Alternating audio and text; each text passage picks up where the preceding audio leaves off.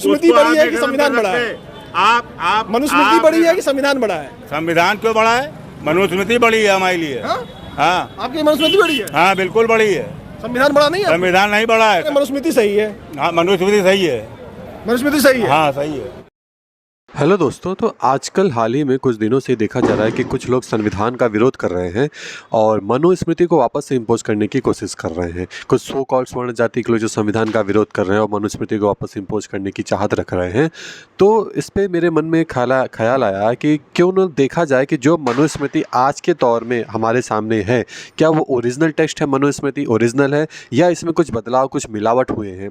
तो जब मैंने इसे चेक किया, जब मैंने ChatGPT पे इसे पूछा कि जो आज की मनुस्मृति है क्या ये ओरिजिनल टेक्स्ट है, तो हमें पता चला कि ये जो मनुस्मृति है ये आज की ओरिजिनल टेक्स्ट नहीं है। यानी कि ये जो मनु ने ओरिजिनली लिखा था ये वो टेक्स्ट नहीं है, इसमें बहुत से बदलाव हुए हैं।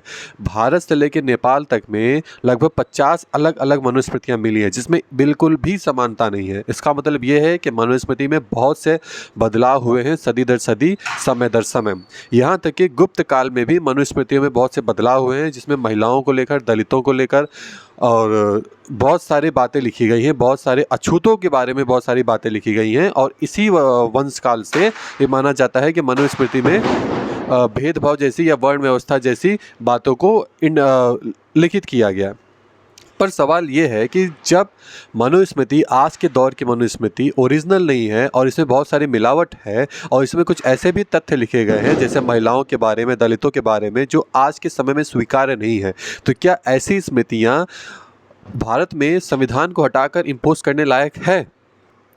देखिए, आप लोग अपने विचार भी कमेंट सेक्शन में बताइएगा। फिलहाल मेरा विचार तो ये होगा कि जब इसमें बहुत सारे बदलाव हुए हैं तो ऐसे टेक्स्ट को वापस से इम्पोज करने लायक नहीं है। और जो संविधान हमारा है, जो बाबा साहब अम्बेडकर जी ने अपनी मेहनत से, अपने संघर्षों से जो संविधान लिखा है, उस संविधान को इम्प्लीमेंट करने की या उस संविधान को लागू रखने की बहुत ज़्यादा ज़रूरत है, क्योंकि ये संविधान सबको बराबर का हक देता है, बराबर की अधिकार देता है। और जो मनुस्मृति है उसमें जो वर्ण व्यवस्था, जाति व्यवस्था है, वो कहीं ना कहीं कुछ लोगों को पीछे रखता है और कुछ विशेष समुदाय के लोगों को ऊपर रखता है, जो कि आज के समय में स्वीकार्य नहीं है।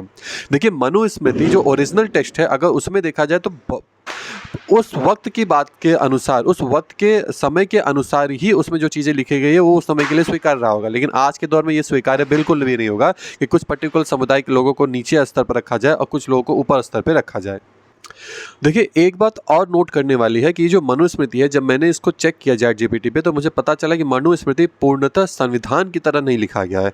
यानी कि मनुस्मृति में सिर्फ विधि विधान के बारे में नहीं लिखा है। जो लोगों को मनुस्मृति के बारे में सुना या थोड़ा बहुत पढ़ा होगा, उनको यही लगता है कि मनुस्मृति संविधान की तरह एक विधि विधान वाली पुस्तक है जिसमें सभी लोगों के लिए कोड ऑफ कंडक्ट लिखा गया। लेकिन ये सिर्फ कोड ऑफ कंडक्ट को नहीं बताती, मनुस्मृति जीवन के अन्य चीज़ों को भी बताते हैं। ये वेदों से संलंबित है, यानी कि इसमें कुछ वैदिक बातें भी लिखी गई हैं और वेदों में कहीं भी जात पात या वर्ण व्यवस्था को बढ़ावा नहीं दिया गया। तो कृपया करके आप लोग भी अपने विचार कमेंट सेक्शन में दीजिए और बताइए कि संविधान का विरोध उचित है या अनुचित। धन्यवाद।